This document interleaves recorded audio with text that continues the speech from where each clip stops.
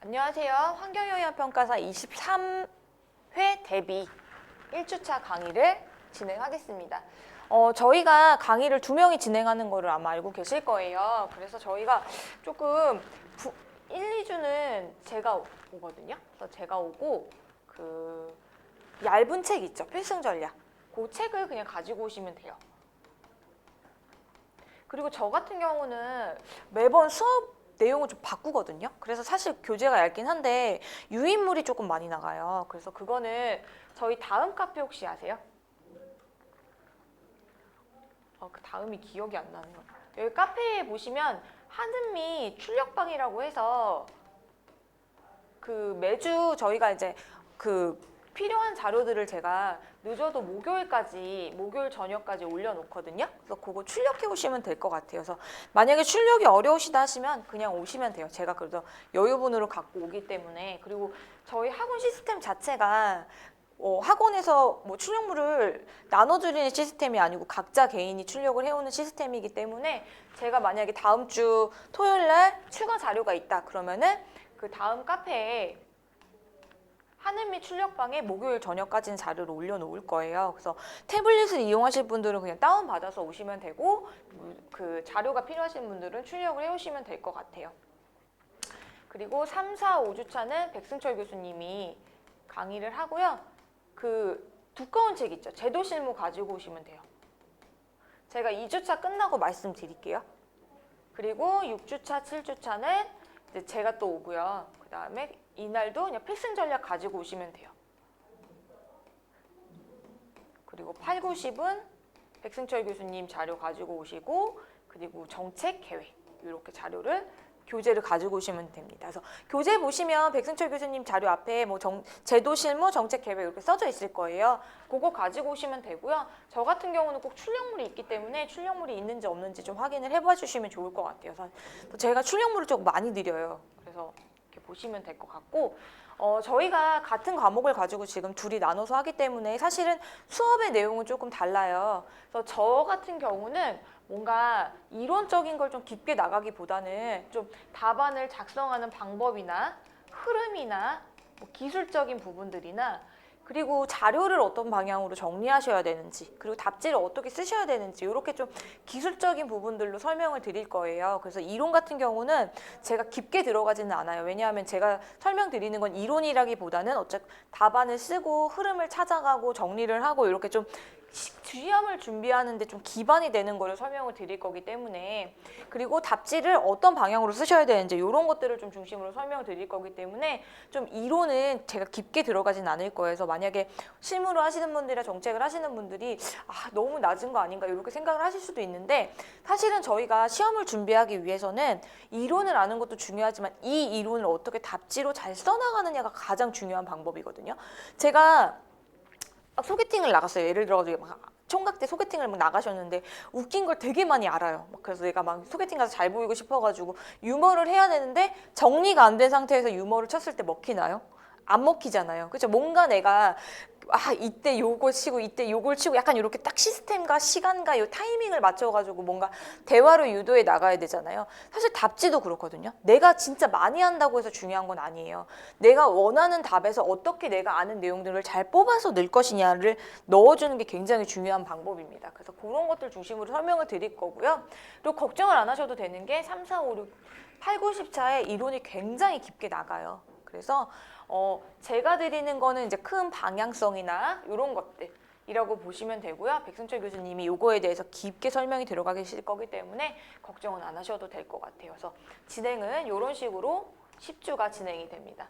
그리고 저희 지금 출석부를 보고 저희가 다음 카페를 운영을 하고 있는데요.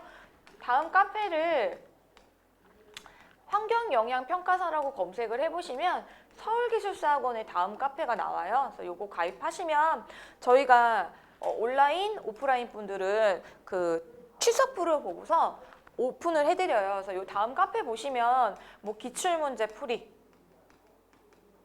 수업 자료,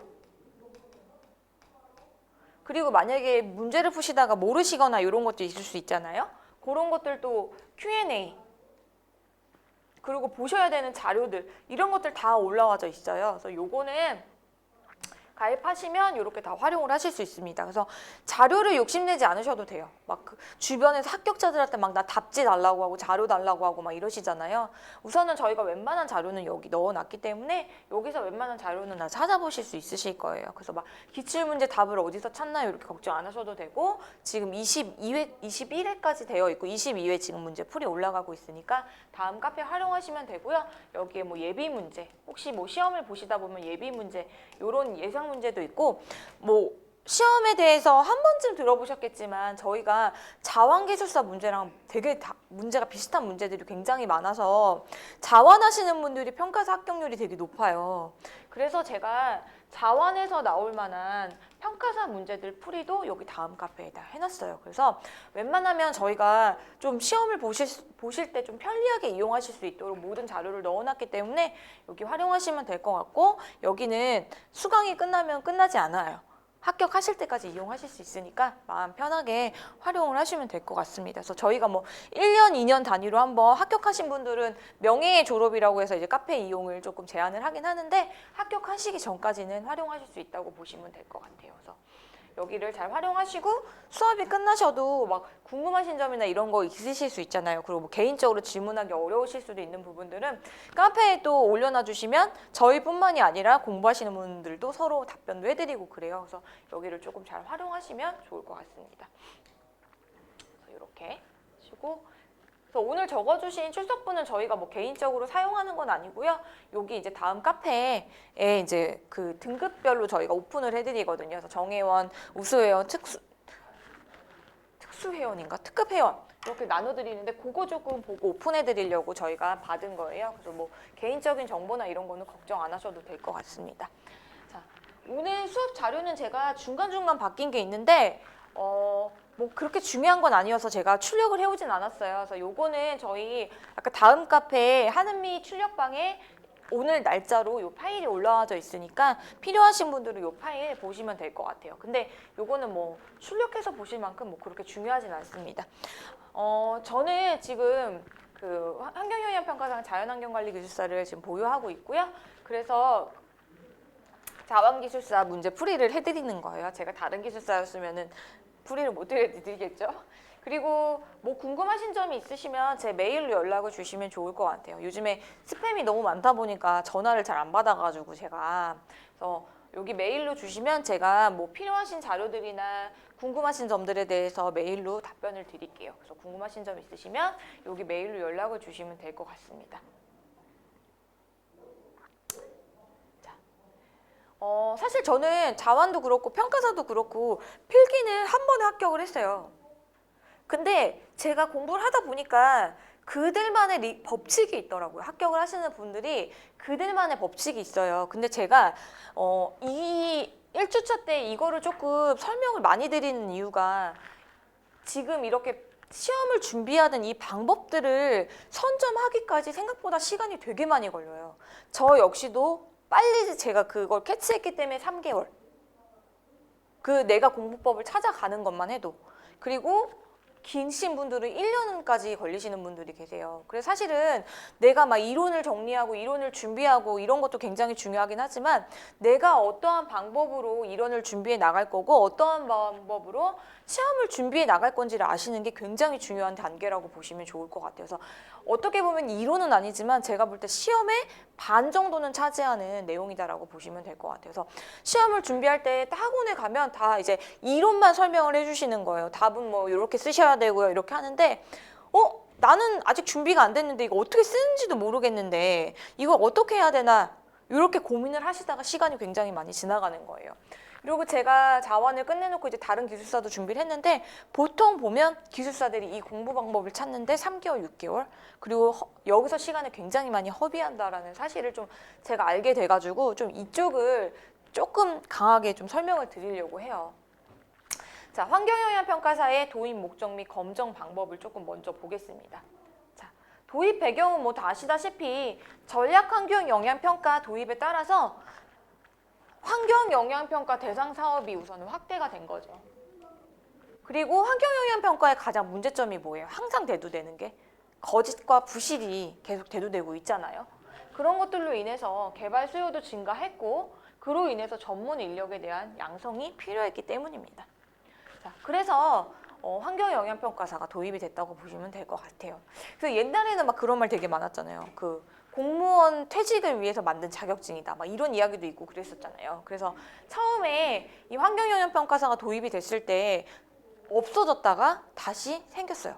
그래서 이 평가사가 없어지는 대신에 자원기술사를 만들어주는 조건으로 자원기술사를 만들었는데 갑자기 다시 또 평가사가 도입이 된 거죠. 그래서 평가에 항상 문제가 거짓과 부실, 질에 대한 문제가 있기 때문에 그런 것들을 조금 더 보완하고 뭔가 종합적으로 환경영향평가를 대비하자, 만들자, 작성하자 이렇게 도입이 됐다고 보시면 될 것 같아요. 자, 법적 근거는 환경영향평가법입니다. 뭐 수행 직무는 뭐 다 아시죠? 저희가 법에 나와 있으니까 환경영향평가서를 작성하고 총괄하고 관리하는 역할을 수행하는 사람을 말합니다. 근데 이게 가능하다고 보세요? 제가 사실 자연환경관리 기술사잖아요. 그러면은 제가 막 대기 가가지고 총괄하고 관리하고 사실 이런 거는 쉽지는 않지만 평가사라고 하는 건 어떻게 보면 지금은 다 분야별로 되어 있는 것들을 조금 종합적으로 볼 수 있게 그런 시각을 키워서 그렇게 좀 질적인 부분이나 이런 것들을 좀 우리가 더 높여보자 이런 개념이라고 보시면 될 것 같아요. 그래서 환경영향평가사가 어떻게 보면 이 평가사를 책임지는 사람이라고 보시면 됩니다. 자, 그럼 굉장히 무서운 자격증 아니에요? 이게 그러면 내가 이거를 작성해서 총괄해서 관리했는데 만약에 문제가 생겼어요. 그럼 누가 책임을 져야 되나요? 평가사가 책임을 지겠죠. 그래서 어떻게 보면은 굉장히 지금 평가사의 그 위상이 올라가서 좋은 자격증이긴 하지만 그만큼 책임론이 강한 자격증이라고 보시면 될 것 같아요. 그래서 기사 자격증을 보면 이렇게 뒷페이지에 뭐 업무 보면 이렇게 뒷페이지를 보면은 어디에 뭐 일을 했느냐 이런 거 쓰는 건데 평가사는 뒤에 제재사항, 벌점사항 이런 걸 쓰게 되어 있어요. 그래서 그만큼 어떻게 보면은 되게 책임이 강한 자격증이라고 보시면 될 것 같습니다. 왜냐하면 이렇게 총괄을 해야 되니까.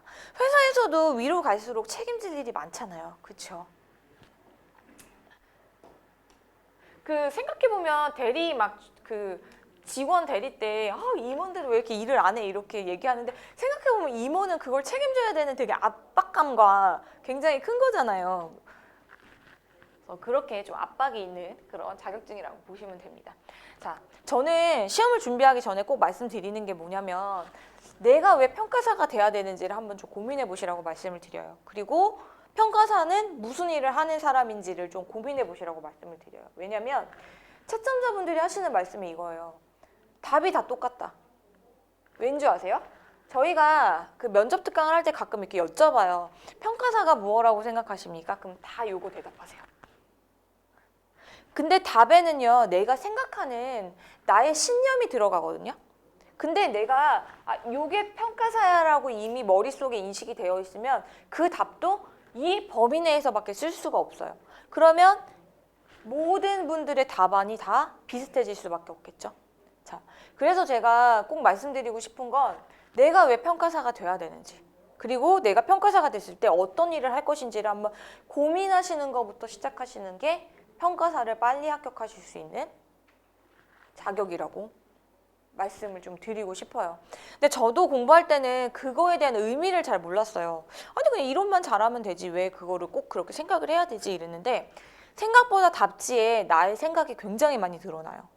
내가 느끼는 감정 그리고 답지를 봤을 때 아무리 글씨도 잘 쓰고 정리를 잘했지만 이론이 정리되지 않으면 그 답을 읽었을 때 제가 이해가 안 돼요. 그래서 제가 여쭤봐요. 혹시 이거 이해하고 쓰신 거예요? 이렇게 하면은 이해가 안 되고 그냥 정리만 하셨다는 거예요. 근데 그런 답은 그냥 읽었을 때 이해가 안 돼요. 그런 것처럼 나만의 소신은 답지에 녹아 들어갈 수밖에 없어요. 그래서 꼭 내가 평가사가 됐을 때 우리가 어떤 일들을 해야 되고 이런 것들을 좀 고민해 보시면 좋을 것 같아요. 그리고 지금 평가사에서 항상 나오는 것 중에 하나가 뭐냐면 평가사가 그러면 작성하고 총괄하고 관리하는 역할을 하는 사람인데 그럼 대체 이게 구체적으로 어떤 역할이냐는 거예요. 기술사는 딱 기술사의 역할이 명확하게 정해져 있잖아요. 그렇죠? 근데 평가사는 이런 역할을 하는 사람인데 그럼 구체적으로 총괄해서 어떤 역할을 하고 관리해서 어떤 역할을 하는지 구체적으로 정해져야 되는 거 아니냐 이런 이야기들도 많아요. 그래서 한번 오늘 돌아가셔서 집에 가시는 길에 내가 그럼 왜 평가사를 해야 되느냐 그리고 평가사가 됐을 때 어떤 역할을 할 것이냐 이런 것들을 좀 고민하시면서 돌아가시면 좋을 것 같습니다. 자, 진로 및 전망은 뭐 아시다시피 2022년 7월 1일부터 평가사가 고용 의무화가 됐죠. 자, 지금 1종에는 22년 6월 30일까지 환경영향평가사, 기술사, 기사 이렇게 보유하도록 법적으로 규정이 돼 있죠. 그래서 원래 이 규정되는 시점 있잖아요. 이 규정되는 시점으로 요 앞에가 가장 그 몸값이 올라가는 시기예요. 왜냐면은 이 회사 저 회사에서 다 구하는데 사람은 정해져 있거든요. 근데 여기 이렇게 팍 피크를 치다가 이렇게 슬슬슬슬 내려가게 돼 있어요. 그래서 이제 그 유예 기간이 저희가 얼마 안 남았잖아요. 아까 말씀드렸지만 제재 벌점 그 유예 기간이. 그래서 아마 그 유예 기간이 끝나는 시점으로 한 번 더 평가사의 몸값이 좀 올라가지 않을까 이렇게 생각을 합니다. 그리고 자연생태, 기술사, 토지, 기술사 이렇게 나머지 들어가게 되어 있고요. 자, 2종에는 지금 책임조사원급과 전문조사원급으로 구분이 되어 있어요.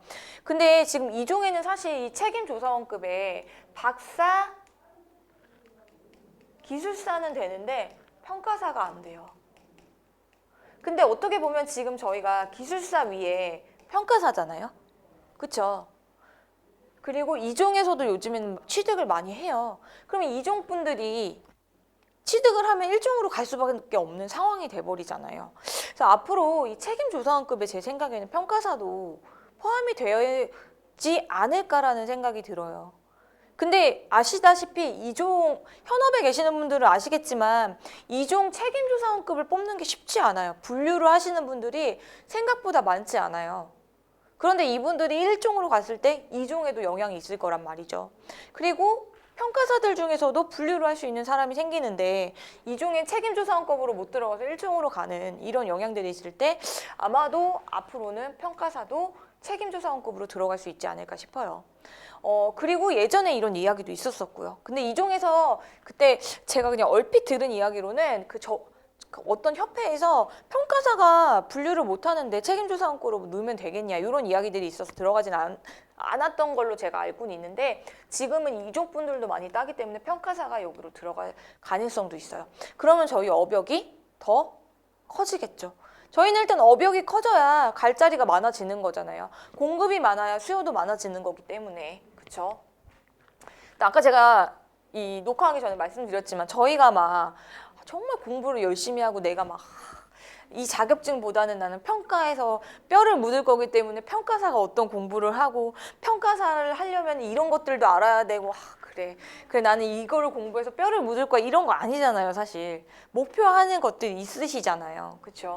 그러면 우리가 업계가 어떻게 변해가고 우리가 어떤 일들을 할 수 있는지를 알아두셔야 이 분야의 발전 오션은 가능성을 볼 수 있는 거죠. 그래서 지금 1종이 한 업계가 300개 정도 돼요. 그러면 여기 플러스 2종이 한 60에서 70개 정도 요즘 되는 것 같아요. 그렇게 되면 수요가 계속 늘면서 우리의 일자리들이 많아지겠죠. 그래서 이렇게 조금 방향성을 가지고 있다라고 보시면 될 것 같아요. 자. 시험 정보를 보시면 평가법 시행규칙 제31조에 공고하고 있고요. 자, 이게 제일 무서운 사항이에요. 자격시험일 60일 전에 공고하도록 되어 있다는 거예요. 그래서 시험을 안 볼 수도 있고 3번 볼 수도 있고 2번 볼 수도 있고 1번 볼 수도 있고 안 볼 수도 있다는 거예요. 지금 국가에서 하는 자격증은 1년에 2회, 1년에 1회 이렇게 딱 정해져 있잖아요. 지금 이 환경영향평가사는 안 봐도 문제가 없는 거예요. 법적으로는. 그래서 사실은 예전에 그 평가사 도입이 됐던 어떤 기고문을 보면 7년 동안 100명씩 7년을 뽑고 700명을 뽑고 그 이후에 시험을 보지 않거나 그 합격 인원을 조절하겠다라는 그런 기고문들이 있었어요. 그래서 저희가 지금 거의 600명 정도 돼가거든요. 그럼 이게 어느 정도 보유가 되면 한 번으로 줄고 합격률이 굉장히 낮아질 수 있다는 거예요. 그래서 아직은 저희가 700명까지는 도달하지 않았기 때문에 내년까지는 제가 볼 때 어느 정도 좀 기회지 않을까 이렇게 생각이 들어요. 그리고 제가 300개라고 말씀을 드렸잖아요. 보통 공급과 수요가 맞으려고 하면 3배수를 뽑아야 된대요. 그러니까 800명에서 900명 정도 돼야 이게 수요와 공급이 맞다라는 거예요. 지금 저희 보시면은 뭐 여기 공사에 계신 분도 계시고 공단에 계신 분도 계시지만 거기 분들 퇴직하시기 전까지 안 나가시잖아요. 그렇죠? 그럼 그런 정체되어 있는 자격증들이 굉장히 많단 말이에요. 그리고 저희 회사도 지금 4명이에요. 평가사가. 그리고 뭐 제일 1위 업체인 도화는 몇 명이겠어요. 사실 저희가 뭐 500몇 명이라고 해도 지금 업체 뭐 도화 같은 데는 한 10명 넘을 거예요. 10명 뭐 이렇게 가 있으면 사실 실제로 이게 수요로 이어질 수 있는 회사들이 인원들이 많지는 않단 말이에요. 그래서 아마도 제 생각엔 내년까지는 어느 정도 좀 700명까지는 맞추지 않겠냐 이런 생각이 들어요. 근데 원래 환경부에서 처음에 얘기했던 건 500명이었어요. 왜냐하면 업체를 200개 정도로 줄이겠다라는 계획이 있었다고 해요. 왜냐하면 페이퍼 컴퍼니를 줄이고 저희 독채에 한 독채에 제가 진짜 많이 하는 회사 8개까지 봤거든요. 이제 그런 거를 조금 줄여서 질이 떨어지는 거를 방지하겠다. 그래서 200개까지로 줄이겠다라고 했는데 잘 보시면 300개 중에 200개로 줄여요. 그럼 100개 회사에 보통 10명이 있단 말이에요. 그럼 여기에 딸린 식구가 평균 4명이라고 보면 4,000명이 일자리를 없는 거니까 그거는 쉽지 않을 거예요. 현실적으로 우리가 지금 규제 완화, 일자리 창출 이렇게 정책이 가고 있기 때문에 그래서 그렇게는 쉽지 않을 것 같아요. 그래서 어느 정도 내년까지는 한 700에서 800명 정도 맞추지 않을까. 그래서 이때가 평가사님들이 기회라고 보시면 될 것 같아요. 제가 가끔 웃는 말로 그 얘기 하거든요. 모든 혼돈의 시기에 들어가야 된다. 이미 정리되어 있는 상태에 들어가면 정리가 되어 있기 때문에 들어갈 수가 없다. 그래서 뭔가 혼돈되고 카오스적인 시기에 들어가거나 아예 1회 때 봐야 된다. 제가 우스갯소리로 그러거든요. 근데 제가 볼 때는 아직까지는 저희가 딱 그 명확하게 모든 회사에 평가사가 들어가 있지 않고 이러기 때문에 지금 아직은 카오스적인 시기인 것 같아요. 그래서 아직까지는 저희가 기회가 있다라고 보시면 될 것 같습니다. 그리고 필기는 87,000원, 실기는 91,000원이에요. 그래서 접수는 꼭 하시고요. 이제 이렇게 생각을 하세요. 준비를 하시고 아 내가 이번에 준비가 안 됐으니까 다음에 볼까 이렇게 하시는데 시험은 무조건 매번 보셔야 돼요. 시험은 나랑 그 출제자 문제랑 맞을 때 합격을 하는 거지 내가 공부를 많이 했다고 합격을 하는 건 아니에요. 내가 예를 들어가지고 대기 전공자예요. 그럼 대기 문제가 나오면 그때 합격하시는 거예요. 이번에 문제 보면 약간 해양 쪽 문제들이 나왔거든요. 사실 저희가 해양 분야를 하는 회사들이 많지는 않아요. 그러면 이번에 시험 같은 경우는 해양 하시는 분들한테 굉장히 유리한 시험이었을 거란 말이에요. 그러면 내가 이번에 나 공부 안 했으니까 시험 보지 말아야지. 안 봤는데 내가 아는 문제들이 나왔어요. 그러면 이제 이불킥 하는 거죠. 저희 아시다시피. 그래서 시험은 내가 공부를 많이 했다라고 붙는 게 아니라 나랑 출제자랑 채점자가 맞을 때 합격을 하시는 거기 때문에 시험은 무조건 계속적으로 보셔야 돼요. 그래서 내가 이번에 준비 안 됐어, 나 준비 못했어 이렇게 하실 게 아니라 그냥 들어가서 보시는 거예요. 예전에 어떤 분이 저한테 전화가 오셨어요. 기술사 준비하실 때 시험을 볼까요 말까요? 그래서 일단 보세요. 그리고 그분이 그냥 시험 전날 농구하고 들어가셨대요. 근데 그때 마침 본인한테 맞는 문제도 나왔고 막 3명, 4명 뽑다가 10명을 뽑은 거예요. 합격하셨어요. 그래서 전화 왔어요. 저한테 고맙다고. 그런 만큼 그 많이 뽑을 때 내가 시험 봤는데 안 봤는데 마침 많이 뽑아. 이럴 수 있잖아요. 그래서 시험은 무조건 들어가셔서 보셔야 돼요.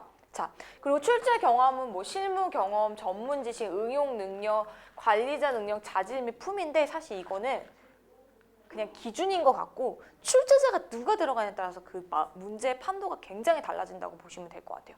제가 자원기술사잖아요. 만약에 제가 출제를 하러 가요. 그럼 제가 대기 문제를 낼까요? 소음 문제를 낼까요? 제가 들어가면 자원 문제 낸단 말이에요. 그런 것처럼 출제자가 어떤 분이 들어가시냐에 따라서 문제의 판도가 많이 달라질 수 있다고 보시면 될 것 같아요. 그래서 이런 것들 이렇게 보시면 될 것 같습니다. 자, 그리고 뭐 요거는 저희가 뭐 1차 시험 계획 공고가 나면 1차 원서 접수하시고 그다음에 합격 발표가 나면 2차 보시고 뭐 요렇게 진행되는 건 다 알고 계실 거예요. 그래서 공고가 나시면 시험 접수를 꼭 하시면 되고요. 여기는 뭐 다 자격이 되시는 분들이 오셨을 거라 생각하고 뭐 다른 거는 설명드리지 않겠습니다. 자, 그래서 여기 환경영향평가사 자격검정 CEIA 사이트 가셔가지고 시험 접수 이렇게 해서 준비해 보시면 되고요. 만약에 내가 되는지 안 되는지 모르겠다라고 하시는 분들은 여기 접수 가이드 해서 여기 이제 응시 자격 진단 해보시면 자격이 나와요. 그래서 그거 보시고 하시면 될 것 같아요. 그래서 이렇게 기사, 산업기사 뭐 이렇게 자격이 있죠? 요거 보시고 하시면 될 것 같고요. 검정 방법 및 합격 기준입니다. 검정 방법은 1차는 필기시험이에요. 다 아시다시피. 근데 중요한 거는 꽈락이 있어요. 그래서 저희가 지금 뒤에 보시면 아시겠지만 1교시가 정책이고 2교시가 국토계획이고 3교시가 실무고 4교시가 제도예요. 자, 실무하시는 분들은 국토계획에서 꽈락이 많이 나와요. 왜냐하면 실무하시는 분들은 공학을 전공하시는 분들이기 때문에 대체적으로 공간계획이 굉장히 어려우세요. 그래서 뭐 네트워크 수립해보셨어요? 네트워크 수립해보셨어요? 그렇죠. 그래서 국토계획에서 꽈락이 많이 나와요. 그리고 실무를 안 해보셨던 분들은 실무에서 꽈락이 많이 나와요. 그래서 제가 뒤에서 한 번 더 설명드리겠지만 꽈락만 면하자 라고 생각하시고 준비하시면 돼요. 그래서 만약에 내가 그 공사나 그다음에 공단이나 그 공직에 계셨던 분들은 정책이나 제도가 강점이에요. 그래서 여기서 점수를 조금 잘 받으셔라. 그리고 국토계획은 보통 공단이나 공사나 정책에 계셨던 분들은 어느 정도 받으세요. 그래서 실무만 꽈락을 면해라.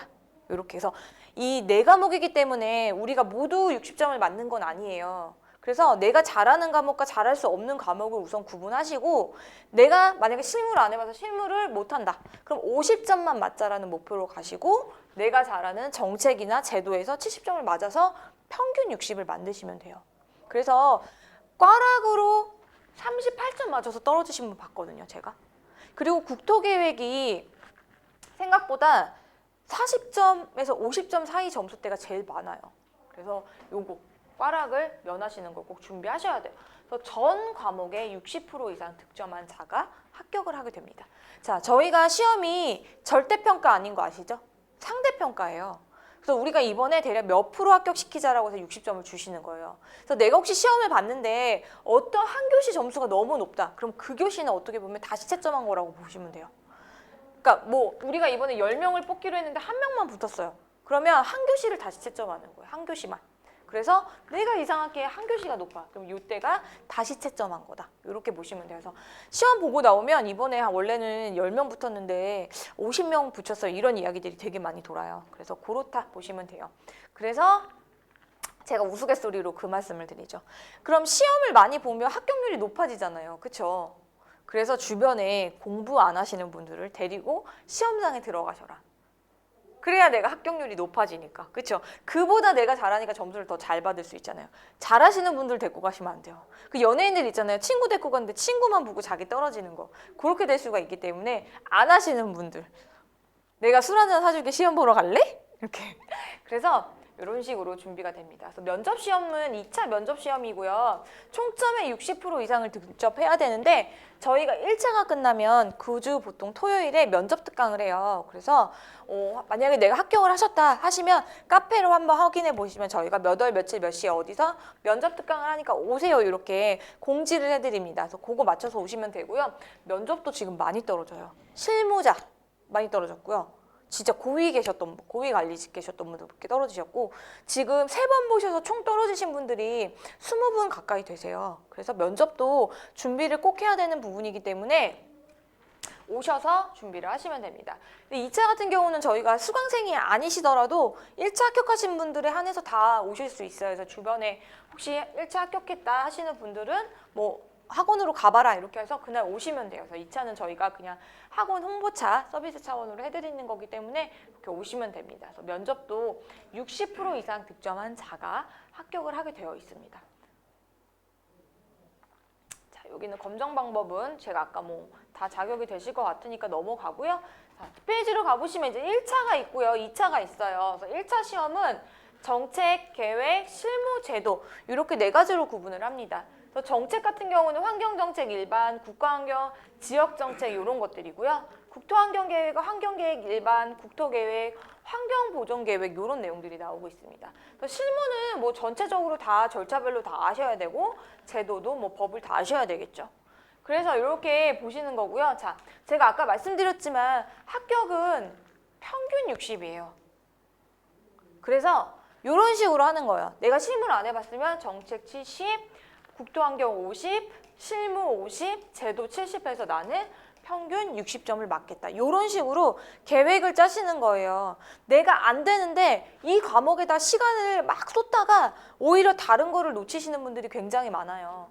그리고 뭐 공사에 계신 분들은 아마 이런 오히려 국토환경계획 이런 쪽은 또 유리하실 거예요. 왜냐면 계획을 많이 해봤을 거기 때문에 국계법부터 시작해가지고 지구단위 계획도 해보고 광역도시 계획도 해보고 이런 걸 많이 해보셨을 거예요. 자, 그러면 이제 나는 70점 맞고 정책은 60점 맞고 제도도 60점 맞고 여기서 50점 맞아서 평균 60점을 만들겠다. 이래서 나의 장점이 뭔지를 조금 먼저 캐치해 주시는 게 좋아요. 안 되는데 여기다가 막 계속 투자를 하시는 거는 저는 사실 추천드리진 않아요. 자, 실무하시는 분들은 이제 실무를 잘 하시니까 실무에서 점수를 좀 받아주셔야 되겠죠? 근데 웃긴 게 뭔지 아세요? 실무자가 생각보다 실무에 점수가 안 나와요. 왜냐하면 실무가 답쓰기가 상당히 쉬운 과목이 아니에요. 그러니까 우리가 항상 실무를 딱 했을 때 머릿속에 있는 게 아니라 법을 막 찾고 작성 규정을 찾고 이런 식으로 하지 이거 우리가 머릿속에 들어가가지고 아 작성 규정에서 이렇게 쓰라고 해서 이렇게 보지 않는단 말이에요. 그래서 그럴 때 어디서 뭐 중점 검토 사항에 대해서 얘기해. 그러면은 이제 협의 규정에 들어가가지고 거기서 어디에 중점 검토해서 현지 조사는 어떤 것들로 나가는지 기준을 찾지 그걸 머릿속에 인식하고 있지는 않단 말이에요. 그러니까 실무자분들이 생각보다 실무에서 점수가 안 나오긴 하지만 그래도 나의 장점은 실무기 때문에 실무에서 점수를 조금 더 받아주시는 게 유리해요. 그리고 생각보다 지금 시험은 실무자분들보다 비실무자분들이 시험을 좀 많이 한 반 정도는 보세요. 그럼 내가 점수를 더 많이 받을 수 있는 건 이 과목이란 말이에요. 그럼 내가 실무에서 70점 받는다고 치고 제도도 많이 보니까 70점 받는다고 치고 정책이랑 계획 같은 경우는 사실 그렇게 많이 보진 않아요. 실무자분들이. 그러면 그리고 과장, 부장 정도 되셨으면 지역계획 안 쓰시잖아요, 이제. 그쵸? 그럼 여기는 빠이빠이 했기 때문에 이제 나는 검토 정도로 하는 거지 굳이 안 보기 때문에 이쪽도 사실 머릿속에 싹 스쳐나가는 거지 내 머릿속에 막 있진 않단 말이에요. 이런 것들 뭐 50해서 평균 60점을 만드는 거예요. 그래서 이제 각자 오늘 돌아가셔서 하실 건 평가사가 무슨 일을 할 거냐. 두 번째, 나의 강점인 과목이 무엇이 있느냐. 이 두 가지를 먼저 선점을 하셔야 돼요. 그래서 시간이 정해져 있기 때문에 일단은 잘하는 것과 못하는 것을 구분해서 내가 어디서 점수를 더 많이 받을 수 있느냐를 선택하셔야 돼요. 그래서 다 60 받는 거는 정말 어려운 일이에요. 그래서 이런 식으로 내가 어떤 과목이 강점을 가지실 것인지를 결정하시면 됩니다. 그리고 제가 요거는 뒤에서 한 번 더 설명드리겠지만 자, 우리는 과목 선택을 할 수가 있어요. 그래서 요거는 뒤에서 설명드릴게요. 문제 요거는 여기서 좀 헷갈리니까. 그리고 면접 시험은 뭐 아까 말씀드렸다시피 구술 면접이에요. 그래서 필기 때 준비를 조금 잘해 놓으시면 실기 때 조금 편하거든요. 그래서 필기 때 조금 이제 사업별로 이렇게 좀 정리하시는 거는 제가 수업 시간에 설명드릴게요. 자, 여기 이제 합격자 지금 좀 추세를 볼게요. 처음에 5.06%였어요. 그래서 1회 때 원래 많이 뽑는다고 했었는데 첫 번째 시험인데 이게 기사보다 합격률이 높으면 되겠냐.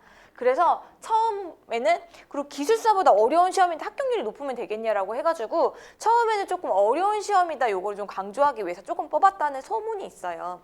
그래서 1회 때는 5.06%가 합격을 했습니다. 그리고 시험도 257명밖에 안 봤죠. 자, 기사 합격률이 몇 프로인 줄 아세요?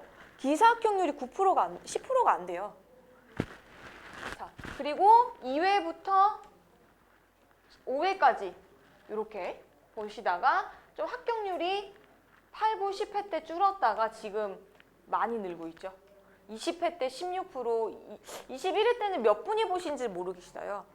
그래서 몇 프로인지 모르겠어요. 한 400명 정도 봤다는 이야기가 있거든요. 아직 뭐 여기 통계가 안 나왔기 때문에 몇 분인지 모르겠지만 20% 정도 붙은 것 같아요. 자, 추세를 보면 저희가 많이 뽑아야겠다라는 이야기가 나오고 나서부터는 보통 15% 정도 선에서 뽑는다고 보시면 돼요. 이 10% 뽑는 데는 채점자들도 고충이 있대요. 실력이 안 되는데 이 사람들을 합격시켜야 되느냐에 대한 고민이 있다고 하시더라고요. 채점자분들이. 이 인원을 맞추기 위해서 우리가 꼭 이 사람들을 합격시켜야 되느냐. 이런 고민들이 있다고 하세요. 그래서 아마 이때는 도저히 안 되겠다라고 해서 아마 이 정도만 뽑으신 걸 거예요. 그래서 이렇게 합격률이 한 15% 정도 된다고 보시면 됩니다. 자, 그럼 우리가 300명 중에